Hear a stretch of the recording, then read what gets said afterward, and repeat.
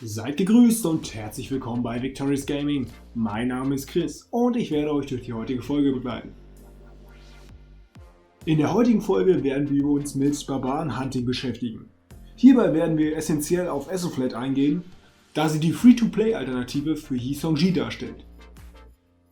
Zum Beginn möchte ich darauf eingehen, warum Aethelflaed so effektiv beim Töten von Barbaren ist. Zum einen besitzt Aethelflaed den Friedenserhalt-Skillbaum. Der Vorteil bei diesem Skillbaum ist erhöhter Schaden an Barbaren, erhöhter Loot von Barbaren und weniger AP-Verbrauch beim Töten von Barbaren. Des Weiteren besitzt sie eine AOE-Fähigkeit, die es ermöglicht, Barbaren Chain-Killing zu betreiben. Hinzu kommt Aethelflaeds Passiva. Die Passiva steigert den Schaden gegen Barbaren um 35% und die erhaltene Erfahrung ebenso.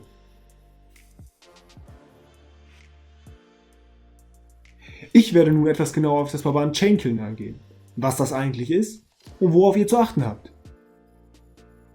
Beim Barbaren Chain-Killen geht es darum, mehrere Barbaren innerhalb eines Kampfes zu besiegen. Das bedeutet, euer Marsch darf währenddessen nicht außerhalb des Kampfes geraten. Wie macht ihr das? Helden mit AOE-Fähigkeiten können weitere Barbaren ohne Einsatz von AP zu dem aktuellen Kampf hinzufügen. Und hier kommt Aethelflaed ins Spiel.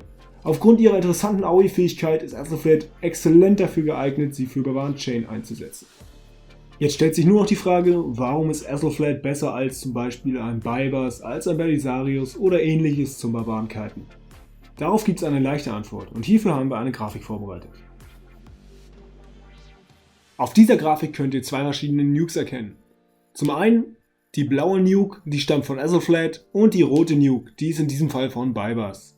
Wie ihr erkennen könnt, ist der Nuke von Baibars mehr nach vorne ausgerichtet, wogegen der Nuke von Aethelflaed einen 180° Radius besitzt.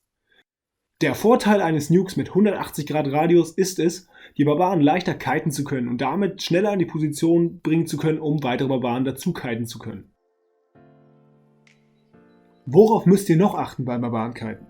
Wichtig ist zu wissen, dass Barbaren eine gewisse Reset-Range haben. Das bedeutet, Barbaren können nur eine gewisse Reichweite gekitet werden. Zudem könnt ihr Barbaren immer nur einen gewissen Punkt kiten, bis ihr wieder in den Kampf mit ihr eintreten müsst.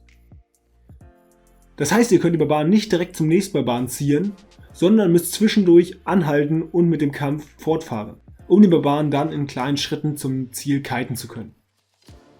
Hinzu kommt, dass euer Marsch nicht zu groß sein darf. Das bedeutet, ihr müsst eure Marschgröße auf die Barbaren abstimmen. Sonst dauert der Kampf nicht lang genug, damit ihr den Barbaren bis zum nächsten Ziel kiten und diesen pullen könnt. Eins der wichtigsten Kriterien beim Töten von Barbaren in Gruppen ist es, darauf zu achten, dass diese auch in Gruppen stehen und die Abstände zwischen diesen Barbaren nicht so groß ist, dass die Barbaren währenddessen resetten oder ihr sie vorher tötet, bevor ihr den nächsten Barbaren erreicht. So Leute, das war eine Folge über Aethelflaed und das Barbaren-Kiting. Ich hoffe, sie hat euch gefallen. Solltet ihr noch weitere Fragen oder Anmerkungen zu dem Thema haben, schreibt sie gerne in die Kommentare oder kontaktiert uns in-game. Danke fürs Zuschauen und bis zum nächsten Mal.